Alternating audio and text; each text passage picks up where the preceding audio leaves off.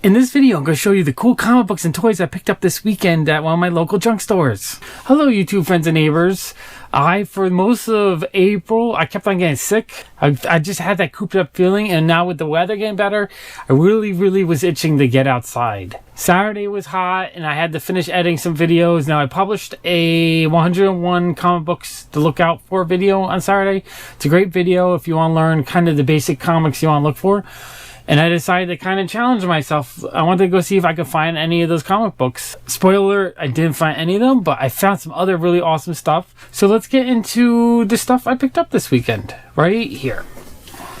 Okay, so because I was, wanted to enjoy the weather and stretch my legs and get out of the house, I decided just to head, look out, walk around, see if there's any garage sales. It was a little late. It was like 2 in the afternoon, so I figured there wouldn't be too much, and it was Sunday. Most stuff is on Saturday. But Saturday, I was up all night editing my 101 comic book video, so I just couldn't get out Saturday. But I wanted to check, so I figured I would head to one of my favorite junk stores, and on the way, check out from some garage sales. And if I didn't find anything, I figured at least the junk store might have something. I mean, sometimes I go, they have nothing, and sometimes you go, and they have some cool stuff. So right off the bat, I noticed they had some older toys, and the coolest thing I saw was a purple pie man from Strawberry Shortcake. Now his box is a little bit dirty and he'll need to be a little bit cleaned up, but it's still really cool to see an old toy like this still in the original box, unopened. And so the thing with this store is they never price anything. Sometimes I just don't know. I didn't know if they're gonna want like $50 for this or $5 for it, but I grabbed it. I figured the best thing to do in this store sometimes is just to build up a big stack, because usually the more you're buying at once, the better the price they give you. Okay, so I grabbed this guy. It's really cool. They had some other toys I was a little bit interested in, but nothing I decided to grab today. But I went in the back to start digging through the comic books. Now, the first thing I saw was a Caliber Presents number 2. Now, I know number 2 isn't really worth anything, but I wasn't 100% sure at the time. I always take the gamble just in case, because I know number 1 is worth a ton of money. That's the first appearance of the Crow. So number 2, I wasn't sure if it was like a second appearance or anything. Not really worth that much, but I grabbed it. I figured I found it in the first 20 or 30 comics. So I was like, oh, maybe I'll find it number 1. So I started digging. Then I found a Adventures of Fat Freddy's Cat number 1. Not worth a whole ton, but was it Gilbert Shelton's artwork? He's a indie comic artist from like the late 60s into the 70s. So anytime I find his artwork or his comics, I'll grab them. So I found that one, and I found that one. Now, again, I wasn't sure the price. Usually they'll do $1 a comic if you buy a couple comics. Sometimes if you buy a whole pile, they'll do less. So I figured I would start building up a pile just to see. Then I found this one. I was getting kind of excited. I found Saga Yojimbo. Is that how you say it? Number 1. Now, awesome comic. The downside of it is it's a second printing, and it's got some issues. The corner's a little bent right there, and there's a couple little tears. I mean, if it was a first print in that condition, it might be $30-40, but I think in this condition, second print, it's still probably like a $10 comic. So I was getting more excited. Once you find that one really kind of better key issue, you start wanting to dig. And then I grabbed a Wonder Woman number 74. Not really a valuable comic, but I love the cover. Grabbed Amazing Spider-Man number 235.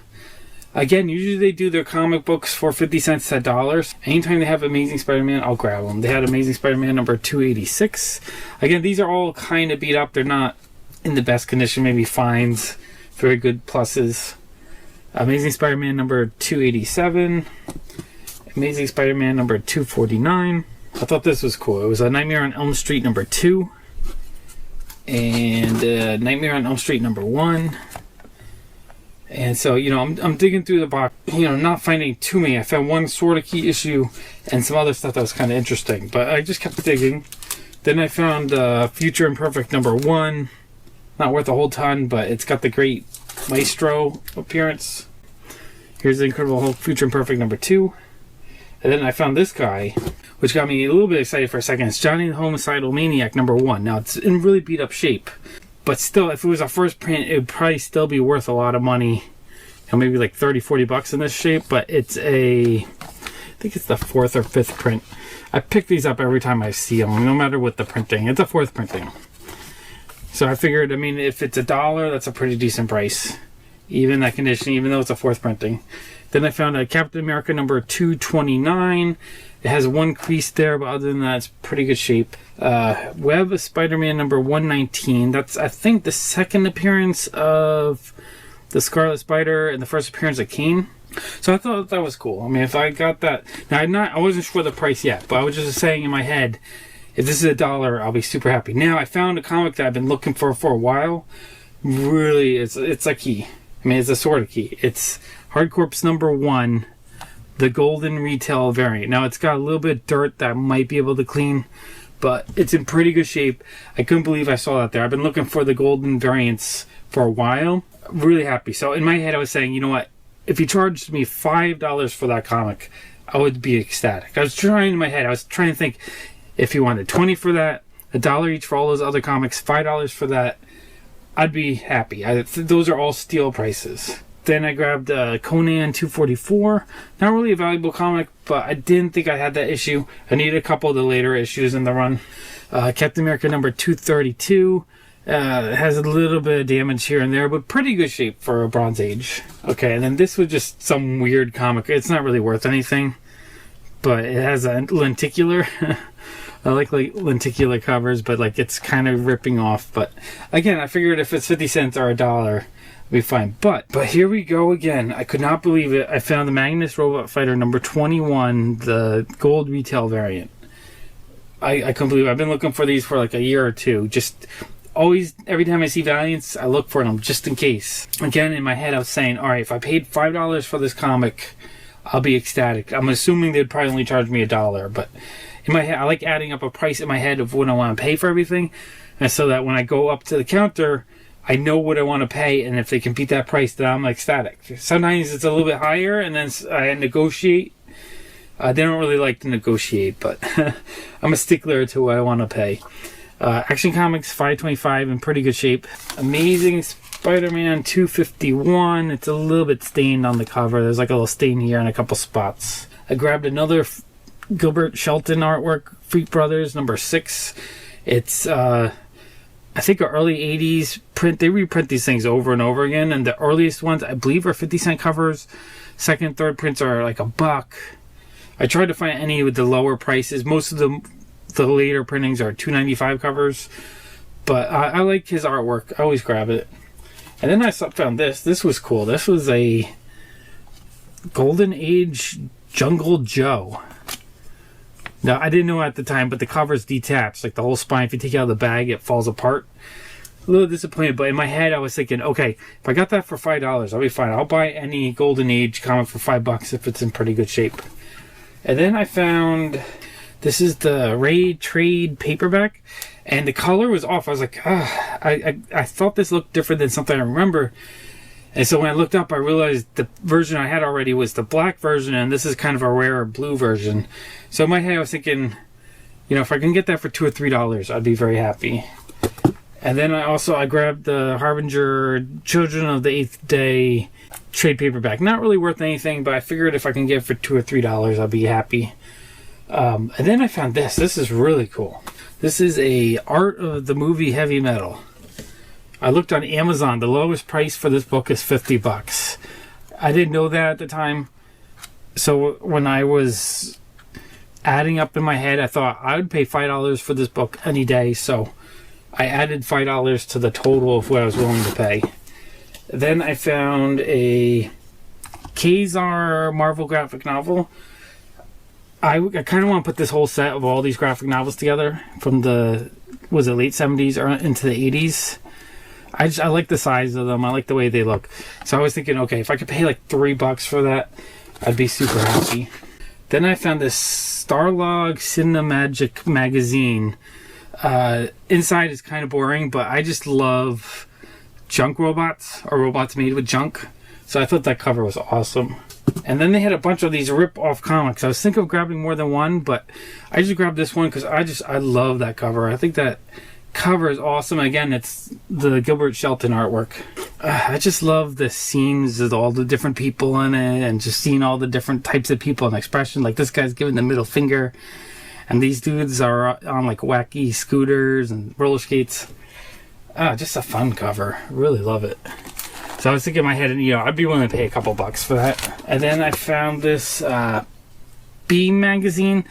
I don't know anything, or I didn't know anything about it. I just thought it was a cool 80s sci-fi look, and I like that. And it's like a fanzine for 2000 AD Judge Dredd kind of stuff. I mean, it's really cool inside. So I figured, you know, $2 for that. If I could pay $2, I'd be very happy. Then I found this Star Force magazine #1 with the Linda Carter Wonder Woman. I thought that was really cool, and it's in pretty good shape. So in my head, I was like, you know, I'd pay $5 for that. Okay, then I found this Silver Surfer Marvel graphic novel. Now it's got a crease right here and like a crease down there, so it's not in the best of shape. So, but I was thinking in my head, you know, if I could get it for $2 or $3, I'd be happy with that. Then I saw, I don't know anything about this, but it's a Starblaze graphic novel, and I like finding these just because they look so much fun. I mean, it's got a glossy cover, it's quality early 80s, interesting kind of sci-fi, and just, oops, let me move these guys. Inside, just the artwork, like, oh, that panel, I love it. It looks like candy to me. Just the colors, bright colors, it looks awesome. So I was thinking in my head, I'd probably be willing to pay up to $5 for that. Then they had 2 more graphic novels from the Starblaze graphics. They had Elfquest III. Really cool. I love the Elfquest books. Just, it's a, you know, glossy cover.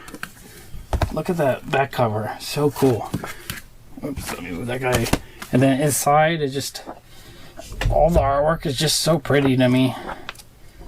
This is the kind of thing I love buying comics like this from that era. This is in the early 2000s. This is the kind of stuff I was buying when I was kind of sick of DC and Marvel.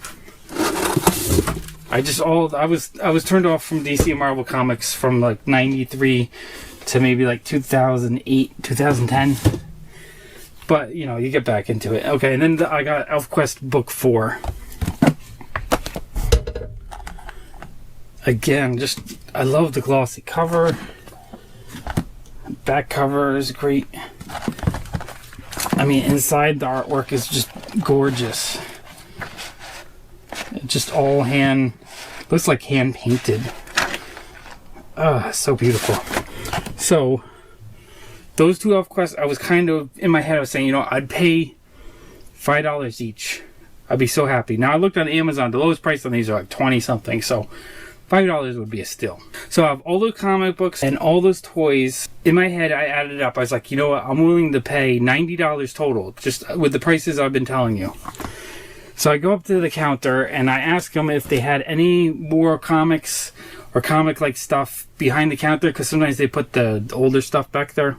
And I looked through the stack. Oh, oops, before I did that, I also, they had that issue in the dollar box, which is cool. It's a little bit dirty. I mean, if it was in very fine Airman, it's a $20 comic, but it's still very cool to find. So when I got to the counter with that stack, I was thinking in my head, okay, if he quotes a price anything under $90, I'm happy. But I wanted to see if they had anything else behind the counter, because sometimes they put the older stuff. And I found a couple things. I went through the stack, and they had this cool looking Susie and Sam at the Silver Springs comic and coloring book. And this is a golden age. It's from the 40s. I think it was like 48. And it's in pretty good shape, except the staples are a little bit rusted. But there's 2 copies of that in there, which is cool. It means I could sell one. So they had that. Then they had this Galacon 2 like brochure from a SciFi Convention from the mid-80s. I don't think it's worth that much, but I just thought it was cool. It's like a historical thing. And then I found a El Thor pendant Hombre Arana. It's a Mexican SpiderMan comic book. I thought that was really awesome. I mean, it has a tear right here, but still, I love finding foreign variants or foreign copies of comics. And then the last thing I pulled out of their case stack was the Skull #5 indie comic. Just really cool looking. I love the quality indie comics from just the way they look. Just, they're so much fun. I don't want, sometimes they're a little risque, so I don't want to. But super cool, and that's, in this condition, it's probably like a $10-15 comic. So in my head I was thinking, okay, this stuff here, probably be willing to pay another like $15 to $20. I think $15 to $20 was fair. So we've got the original stack of stuff plus that stack. So what I told the guy, I said, let me hear what the price you want for that, and I'll decide if I can afford that stack. So I had the one stack. He goes through it, he flips through it, he's like, oh, you ready to spend money today? I'm like, yeah. And he goes through it, and he's like, $60. So, so basically all the prices I've been telling you that I wanted to pay, I paid a third less. So I wanted to pay $5 for that, I paid a third less. I paid like $3 for that. I wanted to pay $20 for that, but I really paid like $13, $14. And then all the comics like this that I was thinking I would be willing to pay $1 for, I paid 65 cents. The two golden Valiant covers, you know, in my head I was saying I'd pay $5 each, but I didn't. I paid $3.50. So awesome prices. So I was like, okay, well, how much do you want for these? He's like, $10 more. So $70 for everything. So awesome. I can't believe I got all this stuff for that price. Now, as I was paying him, I noticed on the wall behind him something even cooler. There was this Nausicaa model kit. So they had that Nausicaa model kit, and right next to it, another one. I'm a huge fan of Studio Ghibli, so any Studio Ghibli merchandise, I'm just like, oh, that's cool. So I was like, how much are those? So he was asking the guy, and then he was like, this guy just spent $70, so make sure you give him a good deal. So he says, you know what, $10 each. I couldn't pull the $20 bill out of my pocket fast enough. $20 for those, $70 for everything else. So I paid $90 total for, remember the original stack, I was willing to pay $90, and that was a steal price. And then I got all that other stuff for free, basically, based on what I was willing to pay. So such a great weekend. It's when you find deals like this, stuff like this, it makes the treasure hunt worth it. It's so much fun. So what do you guys think? Do you think I got some cool stuff? I do. I'm very happy with my haul this weekend. I can't believe I went out to test what I could find influenced by my video I made on Saturday. I didn't find anything actually from my video, but it just goes to show that with more knowledge and just getting out there, you never know what you're going to find. And I found so many awesome things. I mean, this is like $50 on Amazon. $10 maybe. These are maybe like $30 to $50 depending on condition. Oh, so much fun. So if you enjoyed this video and you want to see more videos like this, please give me a thumbs up. I want to thank all my subscribers for your support and your feedback. I love comments, questions, conversations. I like interacting with you guys. Now if you're new to my channel and you haven't subscribed yet, why don't you subscribe? I want to make content for you. Thank you so much for watching. Bye.